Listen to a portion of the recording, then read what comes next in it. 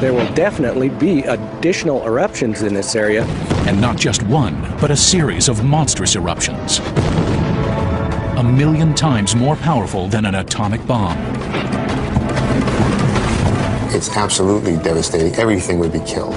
Destroying thousands of square miles of land and countless lives across the Northwest. It'll just be over. It'll be toast. It'll be finished. We go beneath the earth to probe the volcano, reveal for the first time the source of its power, to discover what will happen when the sleeping giant of Yellowstone awakens and becomes a mega disaster.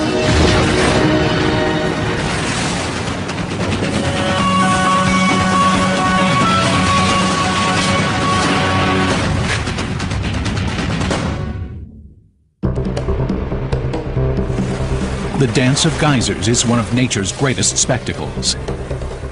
It's why millions of visitors each year come to America's oldest national park, Yellowstone.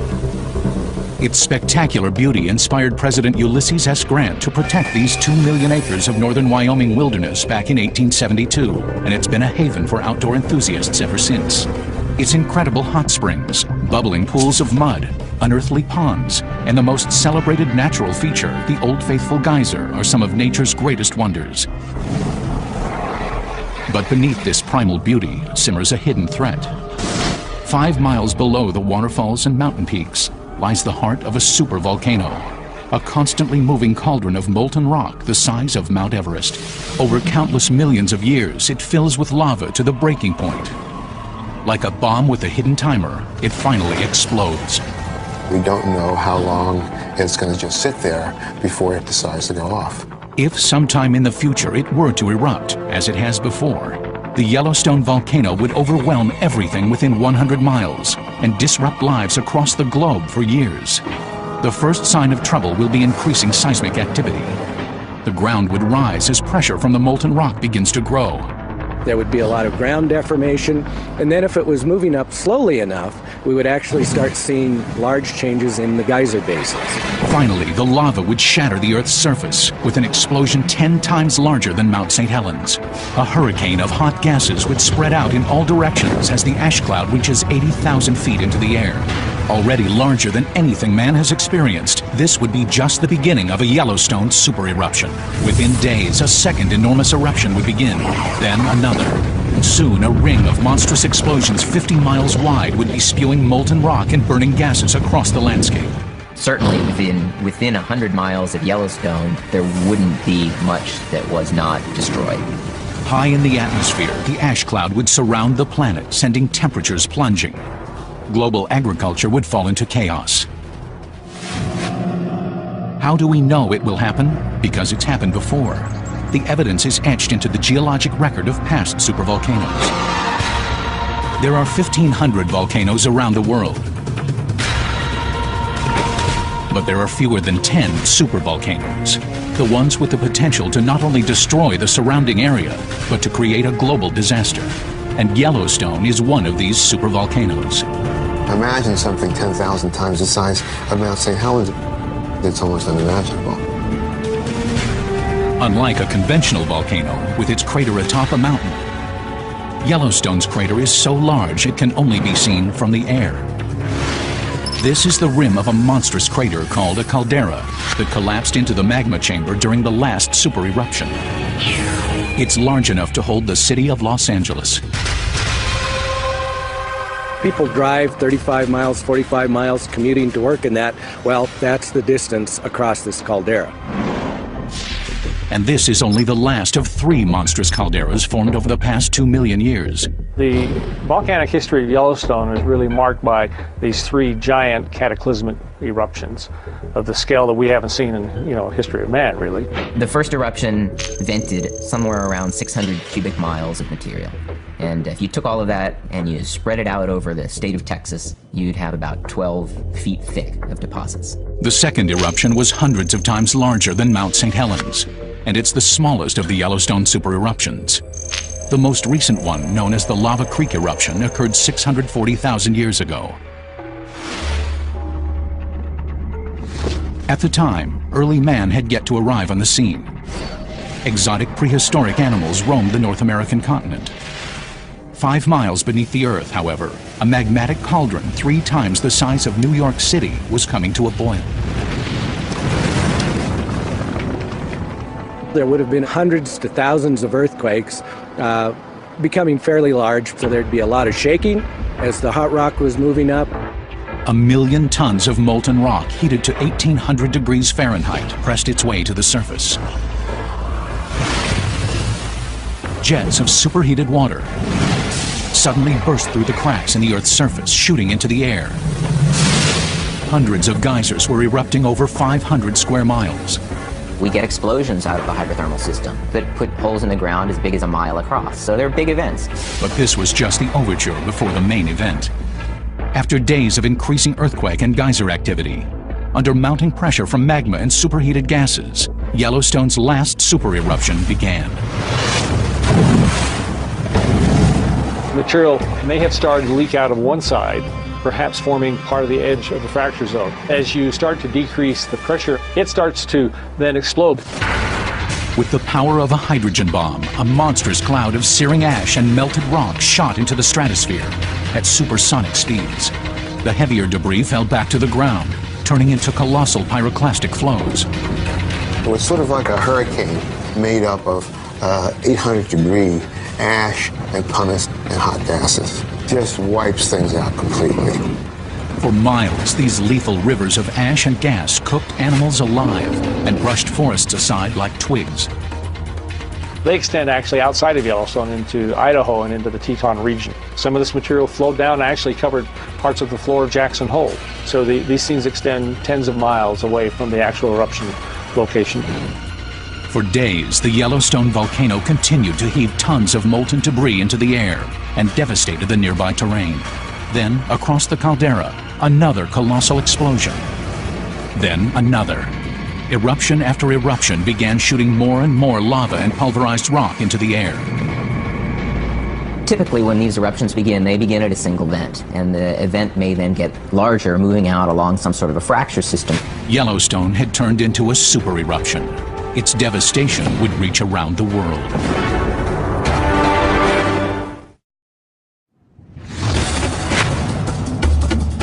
Yellowstone's last super eruption occurred 640,000 years ago. It started as a single massive volcano, but soon turned into a series of eruptions, exploding with the full force of a supervolcano. The entire sequence of pyroclastic explosions that formed the Yellowstone caldera may have taken as little as 2 weeks to happen. Pyroclastic flows slashed across the landscape, obliterating thousands of square miles. Separate clouds of ash fused into a massive column of smoke. Winds drove it across the country, darkening the sky for hundreds of miles. During the eruption of all this material, that's when the caldera would have started forming. In a final massive display of nature's fury, hundreds of square miles of mountain dropped thousands of feet into the pit of roiling magma. The Gallatin Range and the Madison Range and the Mount Washburn Range to the north continued somewhere into the Yellowstone region. These mountain ranges were destroyed. Now, when I say destroyed, I don't mean they were blown to smithereens into the atmosphere. Much of it just fell back into the magmatic system, just fell back into the cauldron, if you wish, up the caldera itself. We're talking about mountains that might be 12,000 feet high that are now the ground surface is on the order of 8,000 to 9,000 feet high. So 3,000 foot of mountain that is no longer there. Finally, after perhaps weeks of constant activity, the Yellowstone volcano subsided. But the devastation was far from over. A global disaster was about to begin. 2.5 trillion tons of sterile volcanic ash drifted with the winds and buried 2,000 square miles of the North American plains, destroying much of the continent's plant life. Volcanic ash that's ejected high up into the atmosphere and then falls many, many miles away, that goes as far as Louisiana and some of the states along the Mississippi River. So quite an ash cloud. The lighter particles remained in the air for more than a year, forcing temperatures to plunge across the hemisphere. It acts as a veil and cuts out the sunlight, and so it cools the climate below. I think there would certainly have been climatic changes due to Yellowstone. We estimated 3 to 5 degrees Celsius drop in temperature, which is quite severe on a global basis. 5 degrees was enough to kill off much of the tropical plant life across the globe. Over the next year, animals died from lack of food as the ash continued to block out the sun. It took years for the planet to recover, for sunlight to reach the Earth's surface, for plants to push through the layers of ash, for animals to repopulate the continent. This Yellowstone eruption 640,000 years ago changed the face of North America. But that wasn't the only super eruption to ever strike the area. Besides the 3 calderas found near Yellowstone Park, geologists have discovered a series of eruptions and super eruptions that extend back 16 million years. There have been a series of volcanic eruptions similar to those that occur at Yellowstone, and there are all sorts of calderas that are preserved in the Snake River Plain in Idaho and extending back into Nevada. To date, 15 calderas of more than 140 large eruptions have been mapped. They create a trail running northeast to southwest and are an indication of what geologists call a hotspot. A hotspot is a portion of the Earth's mantle that contains a massive pool of partly molten rock. There is an area within the Earth's mantle, deep underneath where we live, that is molten, and it's causing a lot of heat to rise towards the surface, and that heat causes melting in the crust, and so we get large magma chambers. From time to time, as the pressures build, the magma works its way to the surface and explodes. There are 20 or 30 hotspots around the Earth's globe, such places as Hawaii and Iceland. These are long-lived zones of active volcanism. The Hawaiian Islands, for example, were created one by one over the millennia by an underwater volcano.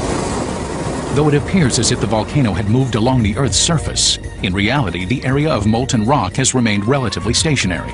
It is the Earth's crust which has moved. The same is true for the Yellowstone hotspot. Above its magma chamber, the North American plate is slowly sliding to the southwest, about an inch a year. With each new eruption, a caldera is formed and appears to be further to the north. We find calderas all the way back into northern Nevada, and it's possible that there have been as many as 50 eruptions, just as big as some of the ones that have come out of Yellowstone. With a history of multiple cataclysmic eruptions, Yellowstone is becoming the most studied supervolcano in the world, and its hundreds of yearly earthquakes, thousands of geysers, and massive magma chamber make it one of the most geologically active regions. This thing is a breathing system, and it's a dynamic system, so I called it a living, breathing, shaking caldera. At the heart of these super eruptions is thought to be a mantle plume, an upwelling of molten rock rising from deep within the Earth, but no one could be sure. Recently, however, scientists have been using extremely sensitive monitoring systems to capture data from earthquakes centered around the world. The data has helped create the first 3D image of the source of Yellowstone's power. Once we put out an array of seismographs with sufficient resolutions, like getting a high-resolution CAT scan, we saw that this thing was going off laterally about 150 kilometers to the northwest, and it is basically coming up from a depth of about 600 kilometers. Yellowstone's magma source begins 450 miles below the surface, and surprisingly not directly under the park, but 150 miles away beneath the Montana-Idaho border. It was totally unexpected and would not fit into anyone's textbooks or classic ideas. As the research continues, scientists are realizing how little they really know about the Yellowstone volcano. Since humans haven't seen an eruption of this magnitude, we're somewhat challenged to know exactly how the systems work. One thing is known for sure. If Yellowstone erupts again, pyroclastic flows will destroy everything near the volcano, and its ash cloud would overwhelm humanity across the globe, and predicting its eruption could be a matter of life and death.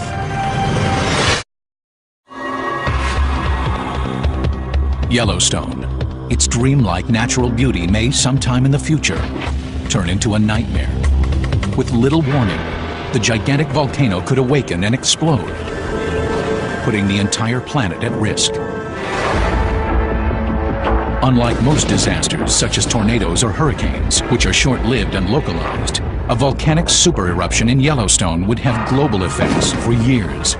Its impact would be on the scale of an asteroid, large enough to change the way we view our history. For a long time, Earth history was gradual changes, slow changes over long periods of time. And now we realize that every once in a while, boom, out of the sky comes something catastrophic. Most scientists believe an asteroid caused the disappearance of the dinosaurs 65 million years ago. But new discoveries suggest volcanoes can cause planet-wide devastation as well. One of the early volcanoes fueled by the Yellowstone hotspot left a gruesome graveyard 1,000 miles downwind. 12 million years ago, the wildlife in Nebraska was similar to what we have in Africa today. We have elephants, rhinoceroses, camels, horses related to zebras, all kinds of critters that aren't here anymore. Their bones, discovered in northern Nebraska, tell a distressing story of Yellowstone's impact. They were found buried under several feet of ash, volcanic debris linked to a super eruption. We first thought that maybe all these critters had been buried alive in ash, like the people at Pompeii. But the more closely we looked at the fossils, it turns out that that wasn't true. Most of the fossil bones exhibited evidence of a strange illness, a clue to why so many animals died. It has the extra growth of bone on the leg bones and on the jaws. The unusual bone growth is a signature symptom of Marie's disease, a rare lung condition resulting from breathing large amounts of dust or ash. This is a jawbone of a camel from the ash bed. This shiny bone here is healthy. It's normal fossilized bone. And you can see where the healthy bone stops and this new growth begins. You can see the color changes and the texture changes. It looks like a sponge. And this is the diagnostic feature of HPOD, or Marie's disease. Voorhees believes that ash from the Yellowstone hotspot caused Marie's disease in these animals. Ash is nothing but very small pieces of glass. That's how you can tell volcanic ash from other types of fine powdery rocks, is that volcanic ash sparkles because it's made out of little teeny pieces of glass. During a super eruption, the tremendous pressures cause the molten rock to explode. It turns the rock into tiny pieces of glass, which drift with the wind and land hundreds of miles away. Just as soon as the volcanic ash fell, the whole landscape for thousands of square miles was covered with this very fine powder. And every step that those animals took, they would raise a cloud of ash. And they just kept breathing it day after day after day. So what we think happened to the animals is that they breathed this material night and day until their lungs just gradually gave out. Most of the animals on the Nebraska plains suffocated on the ash within a week of the eruption. This from a supervolcano 1,000 miles away. Volcanoes can kill at a distance. I really wouldn't have bet 20 years ago that a volcano 1,000 miles away could actually cause mass death, but ashfall has made a believer of me. More recently, the 1815 eruption of the Indonesian island of Tambora proved ash could kill indirectly through dramatic climate change. 50 times larger than Mount St. Helens, the impact of the Tambora volcano was overwhelming. The eruption reduced the mountain by 4,000 feet, as nearly 150 million tons of ash and debris were ejected into the air. The ash cloud could be seen for hundreds of miles. The cloud went over India, darkened the sky, and caused the temperature to go down. The temperatures went below freezing. It took almost a year for the ash to spread across the rest of the globe. But when it did, the results were staggering. A New England newspaper from 1816 published this account. Snow and hail began to fall about 10 o'clock a.m., and the storm continued till evening, accompanied by a brisk wind. This was June 15th. There was, in some places, essentially no summer. In the eastern United States, there was snow and ice in June, July, August. They replanted the crops died, they replanted them again. The unusually frigid weather reached Europe, some 9,000 miles from Tambora, throwing life there into chaos. 1816 was the last time there was widespread starvation in Europe. That's never happened since. And it's almost certainly involved with the eruption of Tambora. And the Tambora eruption doesn't begin to match the fury of a Yellowstone super eruption. The Tambora eruption is on the order of 50 to 100 times smaller than these large sort of supervolcano eruptions out of Yellowstone. Even smaller than Tambora was the 1991 eruption of Mount Pinatubo in the Philippines, which devoured villages out to 200 miles. Yet despite its modest size, Pinatubo altered the global climate for years and has been linked to the destructive hurricanes Andrew and Iniki. After the eruption of Pinatubo, there was a definitely measurable change in the global temperature as a result of that eruption. It was on the order of 2 degrees for the year following the eruption. It may sound trivial, but a 2-degree change in global temperature over a long time could create unusually severe storms and kill off all but the hardiest plant life. Pinatubo was 100 times smaller than the last Yellowstone supereruption and had cataclysmic effects across the globe.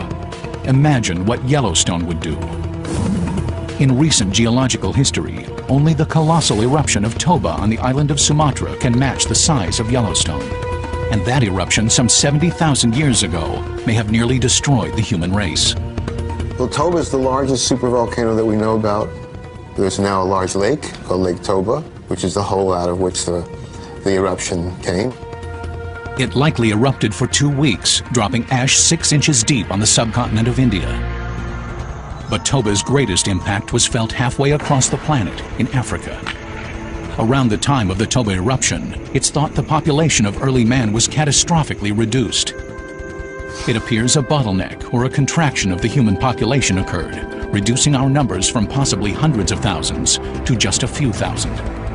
We know from the genetic data that something happened in the human history, in the history of our species, that reduced the amount of genetic variation a lot. And the argument is all about what was the nature of that event.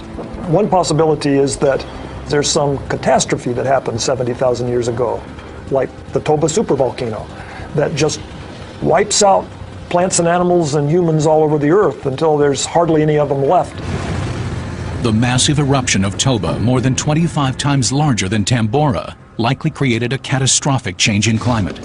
Ice core samples suggest that the average temperature may have dipped as much as 20 degrees for years after the eruption, likely killing off plant life across the globe. Hardest hit would have been tropical areas like Africa. Africa is where we were at the time, and so it would affect us directly. And secondly, it's the tropical vegetation that never experiences cold temperatures, so has no adaptations for cold temperatures whatsoever. The frigid temperatures killed off much of the African plant life, and the resulting famine may have decimated much of the human race. It may be that the 6.5 billion people who inhabit the Earth today are the direct descendants of the few who survived the Toba eruption. If a single eruption like Toba is powerful enough to almost destroy the human race, what would a similar supervolcano do today? When a large giant eruption were to occur, I think there's little that man can do about it. The biggest thing we have to do first is understand them. That's why scientists are studying every aspect of the Yellowstone volcano. What they discover may be the key to our survival.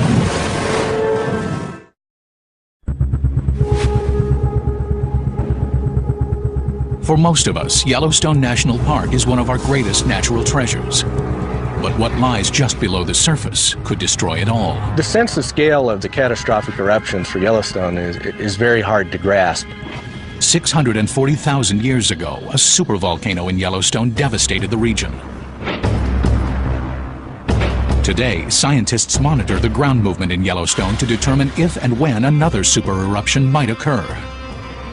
We don't know exactly what happens before a supereruption takes place and how much time one has before the eruption actually goes off. The rise and fall of the ground, for example, could indicate the movement of magma below, a possible danger sign.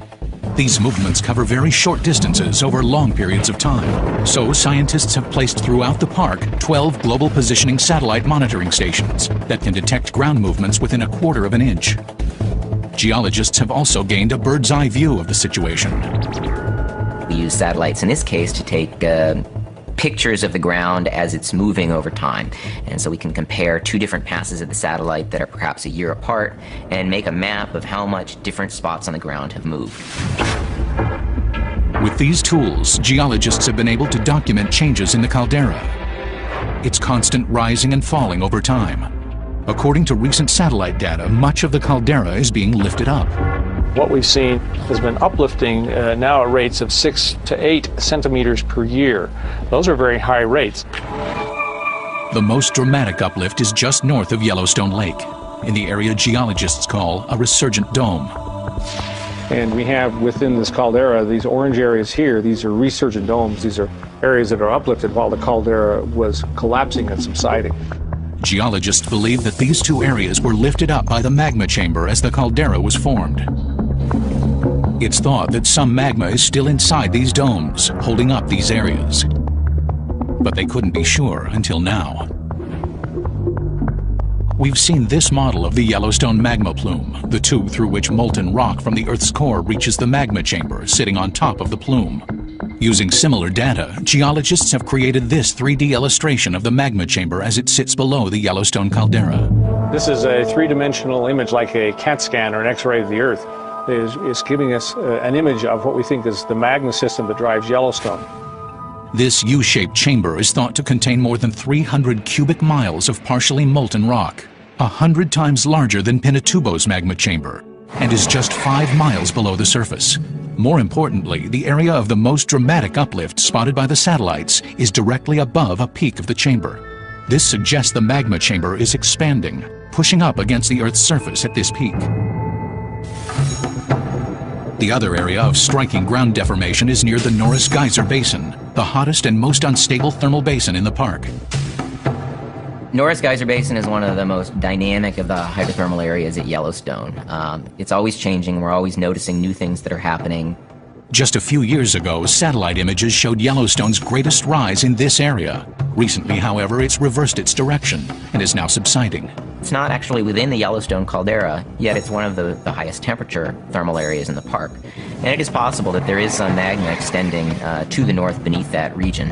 The source of the basin's volatility could be magma, or another key component to volcanic activity, earthquakes. The earthquakes are essentially the heartbeat of the system, are an integral part of the active, if you wish, mountain building and volcanism of Yellowstone.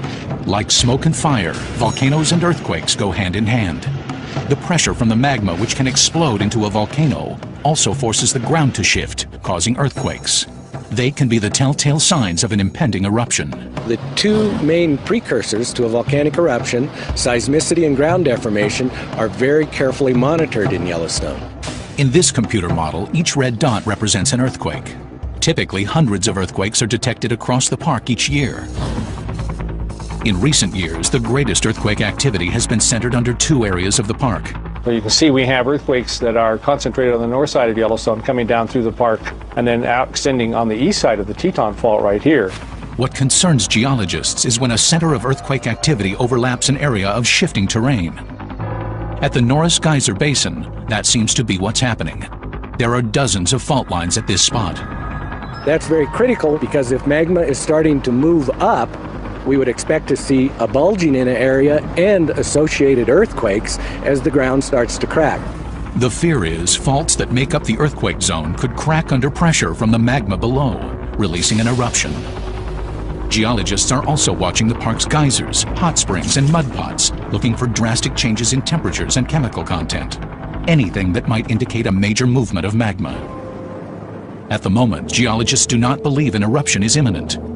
But if the water temperatures were to rise, the ground begin to swell, or there were an increase in earthquake activity, another Yellowstone eruption could be building. I think that we are smart enough as geoscientists now that we would probably have weeks to perhaps months of indicators before anything like that would occur. However, predicting the precise timing of an eruption is far from simple. Scientists have been fooled in the past. We've seen it in Yellowstone. There is bulging.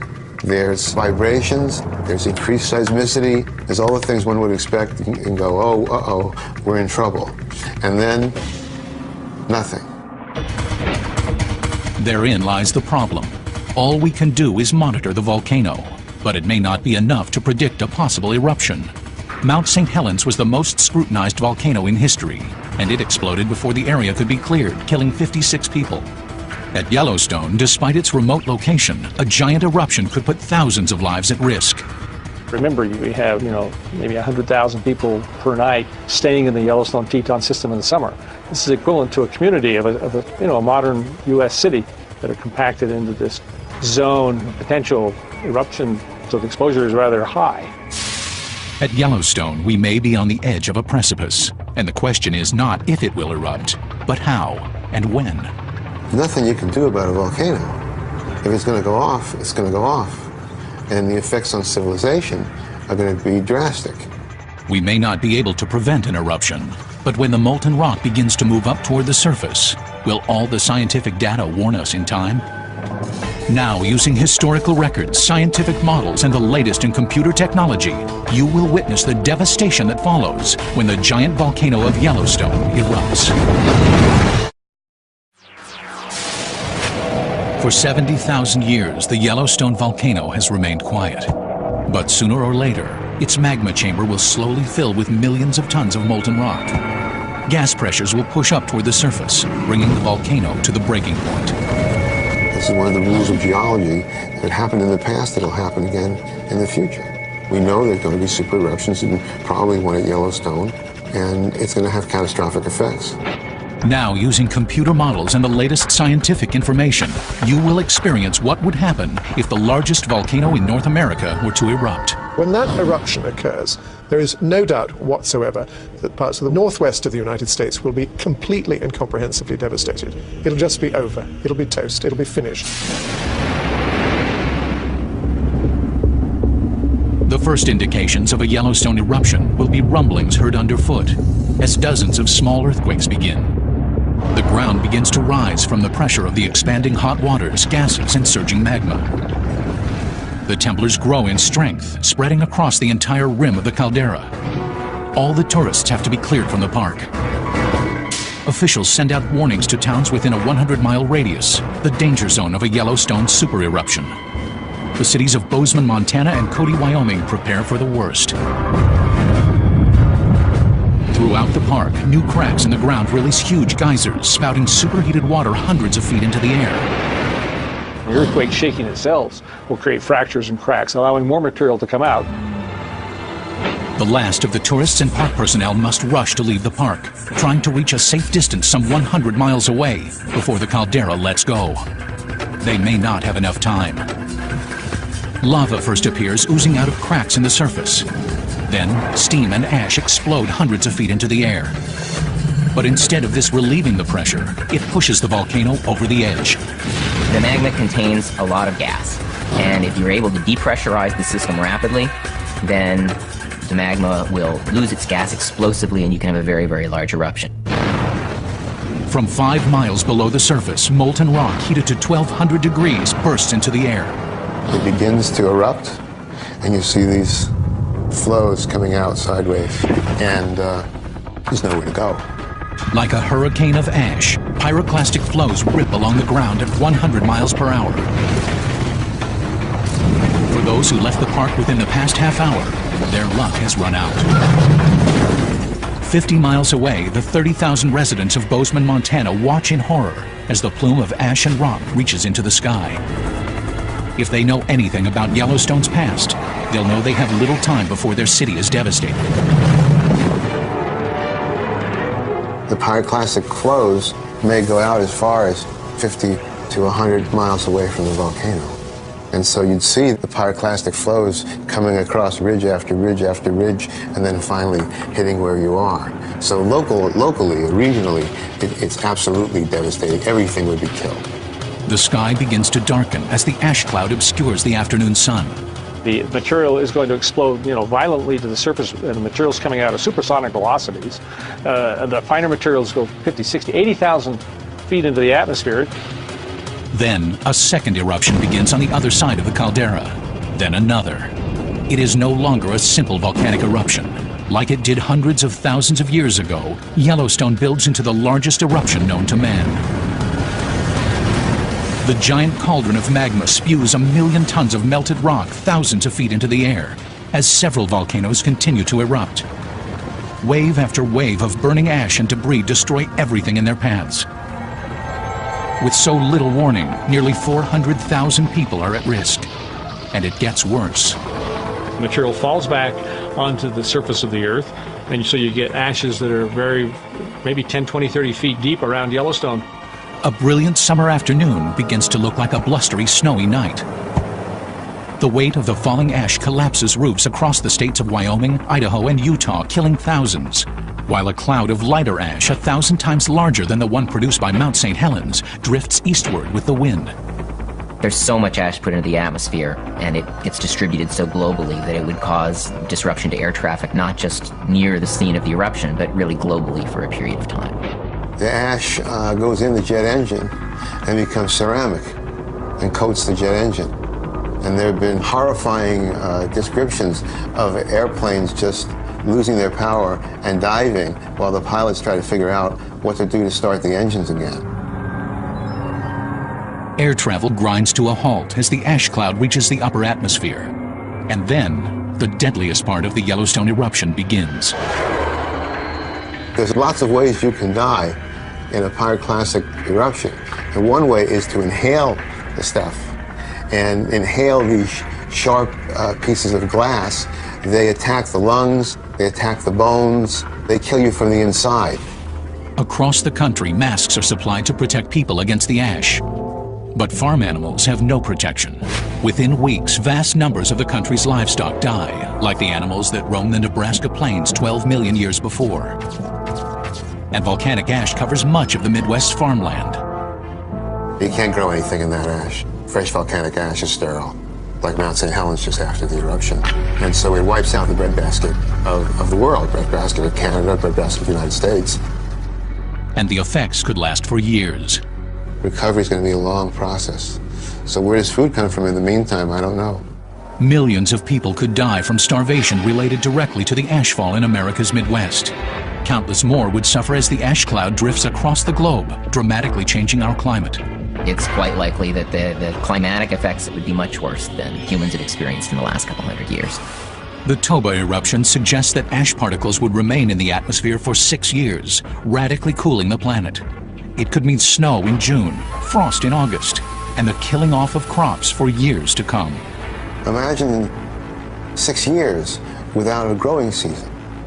What does that mean? I foresee a very difficult period of time when civilization would really be strained at the roots. This would be the most severe condition that human beings have ever met. It may not happen for thousands of years, but one day history will repeat itself. The slumber of the Yellowstone caldera will end, and the planet will face potential catastrophe, hopefully by